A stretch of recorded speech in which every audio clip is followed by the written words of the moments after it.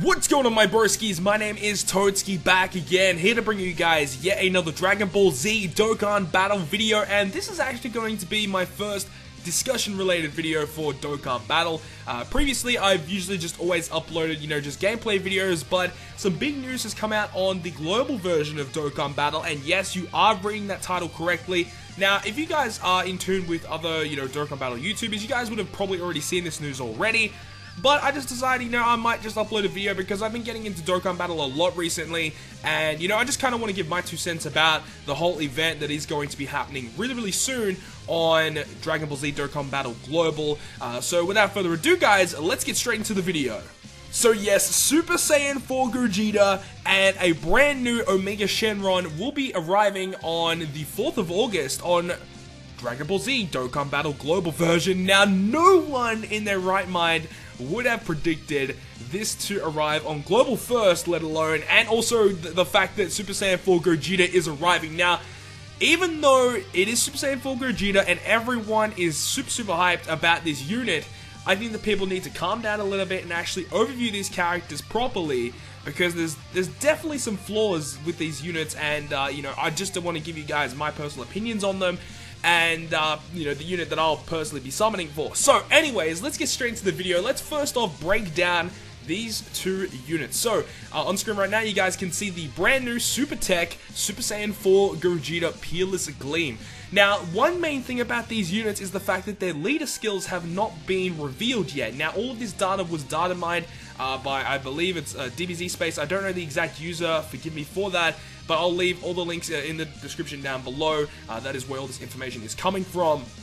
Now, they actually do data mining on not only the game files itself, but also on test servers that Bandai actually use in order to test different features for the application to come onto the actual server. Now, on this test server, all this information was actually revealed and leaked, so this is all coming from them. So the leader skill currently actually isn't even in those files yet, so they haven't, either they haven't confirmed what it's going to be, or they are still working around it. Maybe it's a new feature that hasn't been in the game yet, and that is exactly why they're taking so long to perhaps, tinker it a little bit.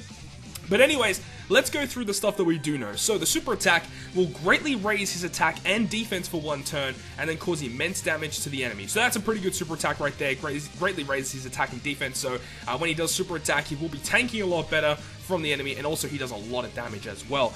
So that's a pretty good super attack. Moving on to his passive skill, it will will give him a 120% attack buff. Also, extreme type enemies get a 20% attack and defense reduction, which is quite nice. However, one thing that I do have to gripe about is kind of nitpicking at this point, but I do believe that in my personal opinion, it should have been all enemies attack and defense minus 20%, because Omega Shenron, we'll go through that in a bit. I believe Omega Shenron is the better unit, but extreme type enemies, attack and defense minus 20%, and then it says high chance of evading enemies' super attack and then countering with tremendous power. So, if you guys are familiar with the brand new units that just arrived on Global, the Super Saiyan 4 Goku and Vegeta, they do have a medium chance of evading enemy super attack and then countering with tremendous power. Now, the fusion of those 2 units, obviously, now is going to be a lot stronger and has a high chance of evading enemy super attack and countering with tremendous power.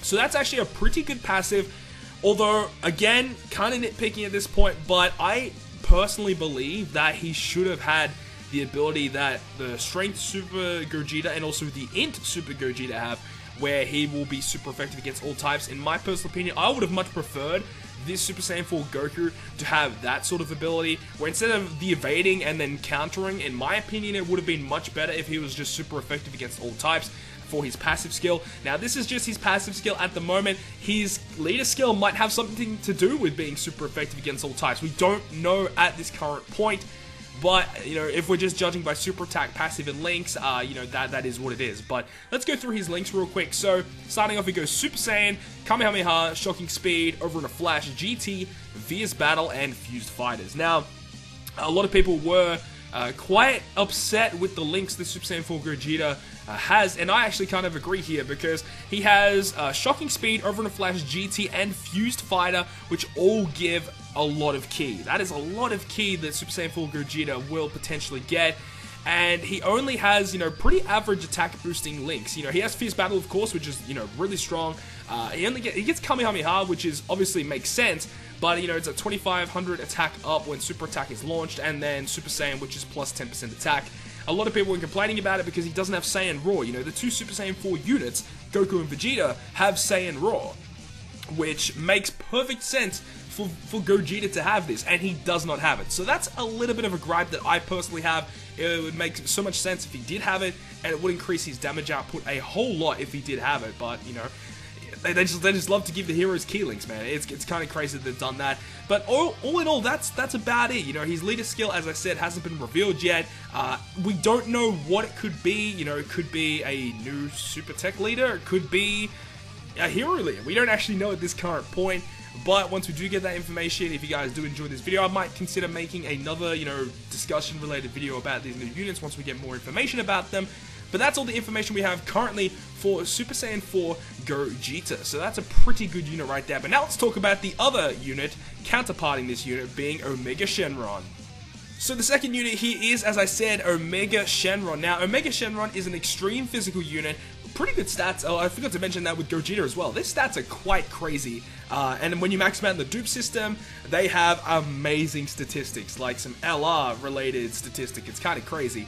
But let's go ahead and break down this unit real quick. So, as the same as Gogeta, his leader skill currently is not being revealed in the game. So, it's going to be interesting to see what his leader skill will actually be. His super attack will cause immense damage to the enemy and then greatly lower their defense, which is a pretty good super attack. His passive skill will give himself 120% attack up, and then all enemies attack and defense minus 20%. Now, if we go and compare that to Gogeta, Gogeta will give 120% attack up, and then only extreme type enemies minus 20% attack and defense, where Omega Shenron will just do all enemies. So, you know, that already puts Omega a little bit ahead of Gogeta right there.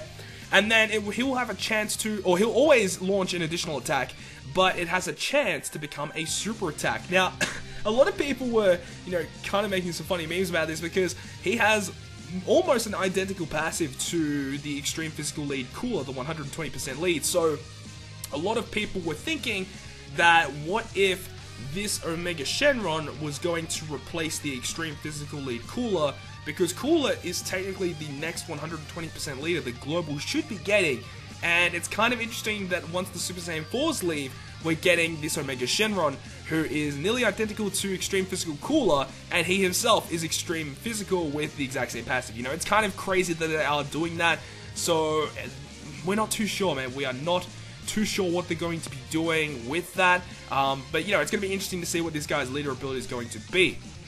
So, let's go ahead and talk about his links. So, Brutal Beatdown is attack plus 500. Now, I believe some of these links were actually buffed on the Japan version of Dokkan Battle recently. So, once this guy comes to Japan, he's going to be even better than what he is on Global until Global get those key, you know, minor changes. But he has Brutal Beatdown, Big Bad Bosses, of course, Shocking Speed, GT, Fierce Battle, Fear and Faith, and Shadow Dragons. Now, the reason why this guy is going to be so good is because he has an amazing link partner in Sin Shenron. Sin Shenron, you can use it on the same team, of course, it's not the same character. He is also extreme physical and has really good identical links to Omega Shenron, this one right here. And this guy's going to link perfectly with him, and he's going to get all of those different debuffs that both the passive skills of Sin and Omega Shenron will activate. So, with all the links and the passive skills activated on Sin and Omega Shenron, this is going to tear through raids and all different Dokkan events and just any boss you can think of. This guy is going to tear through it.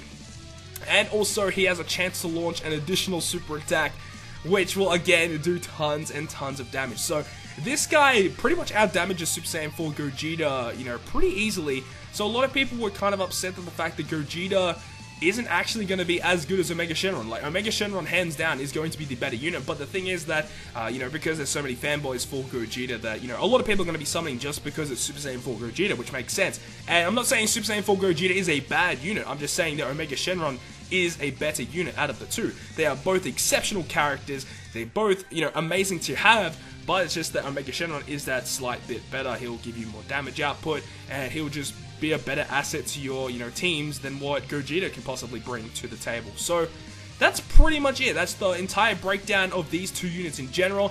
As I said, if you guys do enjoy this video, then I'll potentially bring more content like this in the future, and definitely do expect more Dokkan Battle videos in the future as well, as I am enjoying the game a lot recently. So hopefully you guys did enjoy it, and if you guys did, make sure to smack the like button down below, and if you want to stay up to date with all the content I post on my channel, including more Dragon Ball Z Dokkan Battle videos, make sure to hit the subscribe button down below. But other than that, guys, I will see you guys within the next video.